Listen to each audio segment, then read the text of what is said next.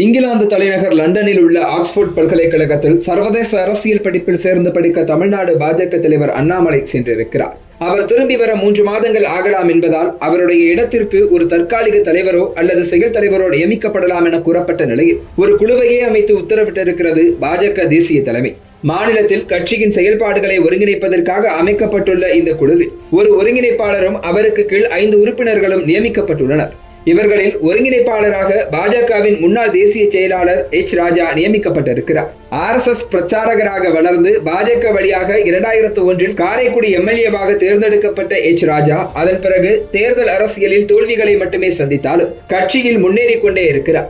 2020ஆம் ஆண்டு வரை பாஜக தேசிய செயலாளராக இருந்த ராஜா தற்போது அண்ணாமலை இல்லாத சூழலில் கட்சியின் ஒருங்கிணைப்பாளராக அடுத்த 3 மாதங்களுக்கு நியமிக்கப்பட்டுள்ளார். அவருக்கு கீழ் மாநில துணைத் தலைவர்கள் சக்கரவர்த்தி, கனக சபாபதி, மாநில பொதுச் செயலாளர்கள் முருகானந்தம், ராமஸ்ரீனிவாசன், மாநில பொருளாளர் SR சேகர் ஆகியோர் நியமிக்கப்பட்டுள்ளனர். இவர்களில் மாநில துணைத் தலைவர் கனக சபாபதி கோவை மாவட்டம் அரசூரை சேர்ந்தவர். குஜராத்தின் தொழில் வளர்ச்சிக்காக மோடி மற்றும் அமித்ஷா கூட்டணிக்கு ஆலோசனை வழங்கியதன் மூலம் நெருக்கமாகி இருக்கிறார். பாஜகவின் அறிவுசார் பிரிவு மாநில தலைவராக இருந்தவர்.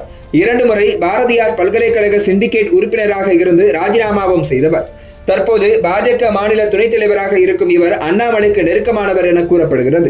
மற்றொரு மாநில துணைத் தலைவரான சக்கரவர்த்தி சென்னையில் உள்ள பச்சையப்பன் கல்லூரியில் படித்தவர். 2016 நடந்த சட்டப்பேரவை தேர்தலில் திருத்தணி தொகுதியில் போட்டியிட்டவர்.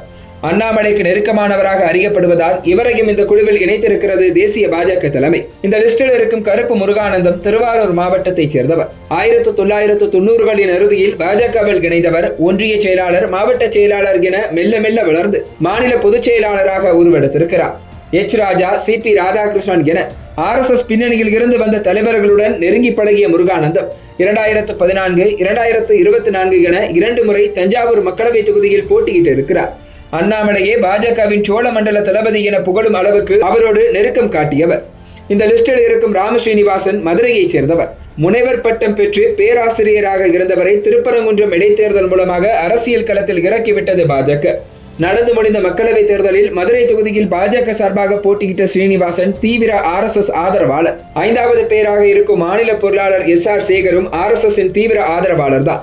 எமர்ஜென்சி காலம் முதல் அரசியலில் இருக்கும் இவருக்கு எழுத்தாளர், வழக்கறிஞர் என பல முகங்கள் உண்டு.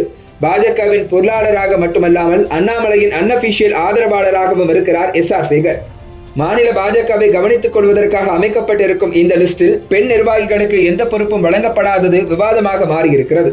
அண்ணாமலை லண்டன் செல்லும் முன்பே MLA வானதி சீனிவாசன் அல்லது முன்னாள் ஆளுநர் தமிழிசை சவுந்தரராஜன் தான் இடைக்கால தலைவராக நியமிக்கப்படுவார்கள் என தகவல்கள் வெளியாகி வந்தன. ஆனால் ஒருங்கிணைப்பு குழுவில் கூட இருவரது பெயரும் இடம்பெறாதது விமர்சனத்துக்குள்ளாகி வருகிறது.